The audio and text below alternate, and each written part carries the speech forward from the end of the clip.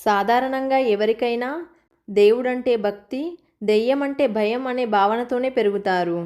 దేవుడికి సంబంధించిన గుడి గురించైనా, దేవుడు నివసించిన ప్రదేశం గురించైనా సరే మన దగ్గర ఖచ్చితమైన ఆధారాలు, శాసనాలున్నాయి. అలాగే చాలా పురాణాల్లో వాటికి సంబంధించిన కథలు కూడా ఉన్నాయి. కానీ దెయ్యం అనే టాపిక్ వచ్చేటప్పటికి ఆధారాలు చాలా తక్కువ ఉన్నాయనే చెప్పొచ్చు. మన దేశంలో ఎన్నో అద్భుతాలతో కూడిన ఆలయాలతో పాటు ఎంతో అందమైన ఆలయాలు కూడా ఉన్నాయి. కానీ వాటితో పాటే భయంకరమైన ఆలయాలున్నాయని మీకు తెలుసా? మనం చిన్నప్పటి నుండి విన్నదాని ప్రకారం దెయ్యాలు గుడిలోకి రావాలంటేనే భయపడతాయని అంటుంటారు. అలాంటిది మన దేశంలో ఉన్న ఒక గుడిని ఏకంగా దెయ్యాలు కట్టాయని, అది కూడా కేవలం ఒకే ఒక రాత్రిలో కట్టాయంటే మీరు నమ్ముతారా? మరి ఆ దయ్యాలేమిటో, అవి కట్టిన గుడి ఎక్కడుందో ఇప్పుడు తెలుసుకుందాం. ఫ్రెండ్స్, కథలోకి వెళ్ళే ముందు ఒక చిన్న రిక్వెస్ట్. ఈ ఛానల్ని ఫస్ట్ టైం చూస్తున్న వారైతే మన ఛానల్ని సబ్స్క్రైబ్ చేసుకోండి. కథ పూర్తిగా విన్న తర్వాత నచ్చితే ఒక లైక్ చేయండి చాలు. మీరు చేసే ఒక్క లైక్ మరియు చిన్న కమెంట్ మాకు నెక్స్ట్ వీడియో చేయడానికి ఎంకరేజింగ్గా ఉంటుంది. ఇక కథలోకి వెళితే, మనిషిని నడిపించే శక్తికైనా, యుక్తికైనా పాజిటివ్, నెగిటివ్ రెండూ ఉంటాయనేది ఎవరూ కాదనలేని నిజం. దేవుడంటే భక్తి, దెయ్యమంటే భయం. పసివయసు నుండే దేవుని పటాన్ని చూపించి దండం పెట్టుకో అన్నంత సాధారణంగా ఎవరూ దయ్యాన్ని పరిచయం చేయరు. గొంతు బొంగురుగా చేసి ఓ అనే విచిత్రమైన శబ్దంతో ఇదిగో వస్తుంది, అదిగో వస్తుంది అనే ఓ అబద్ధంతో బెదరగొడతారు. అలాంటి భయం నుండి అల్లుకునే కథలకు స్పష్టమైన ఆధారాలుండవు, అంతుచిక్కని ప్రశ్నలు తప్ప. అలాంటిదే ఇప్పుడు మనం చెప్పుకునే ఆలయం కూడా. ఆ దేవాలయం మనుషుల ప్రమేయం లేకుండా కేవలం దెయ్యాలు, ప్రేతాత్మలే కట్టాయని అంటుంటారు.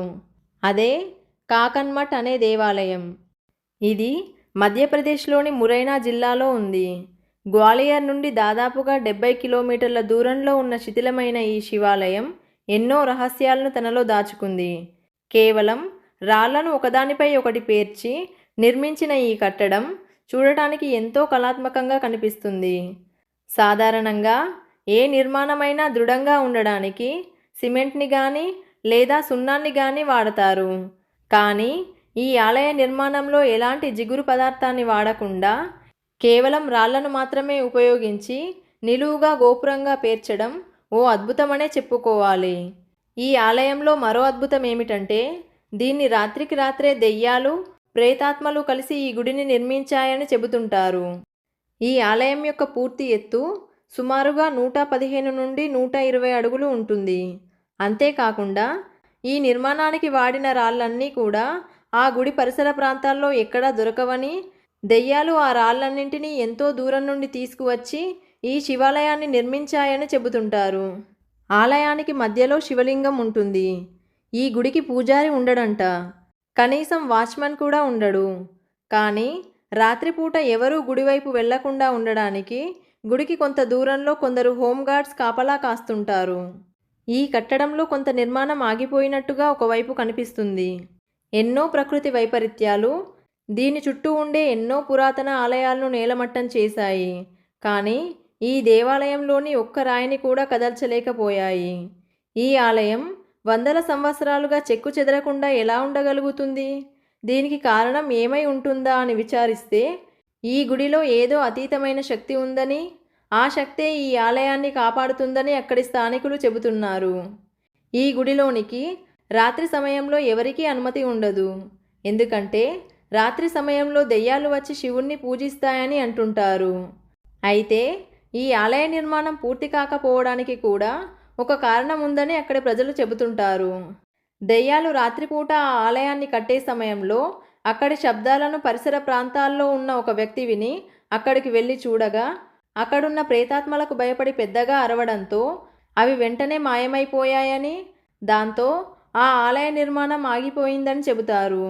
ఏది ఏమైనప్పటికీ కాకన్మఠ్ దేవాలయం నేటికీ ఒక మిస్టరీగానే మిగిలిపోయింది. అయితే ఈ గుడి చుట్టూ చెల్లాచెదురుగా పడి ఉన్న రాళ్ళు ఆలయ నిర్మాణంలో వాడాల్సిన రాళ్లే అని, నిర్మాణం మధ్యలో దయ్యాలు గుడిని వదిలిపెట్టి పోవడంతో అవి అక్కడ పడి ఉన్నాయని అక్కడి వారి నమ్మకం. ఈ అద్భుతమైన దేవాలయం గ్వాలియర్ నుండి సుమారుగా 70 కిలోమీటర్ల దూరంలో ఉంటుంది. దీన్ని 9వ శతాబ్దం నుండి 11వ శతాబ్దం మధ్యలో నిర్మించి ఉంటారని పురావస్తు పరిశోధకుల అంచనా. ఈ ఆలయంలో ఏ స్తంభాన్ని పట్టుకొని కదిపినా గుడి మొత్తం కదులుతుందని, అందుకనే ఆర్కియాలజిస్టులు ఈ గుడిపై పరిశోధనలు చేయడానికి ముందుకు రాలేకపోతున్నారని అంటుంటారు.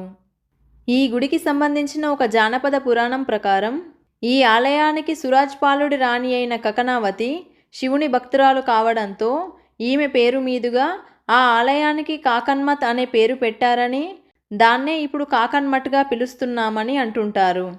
కానీ దీనికి సంబంధించిన ఆధారాలు కానీ శాసనాలు కానీ చరిత్రలో ఎక్కడా స్పష్టంగా లేవు.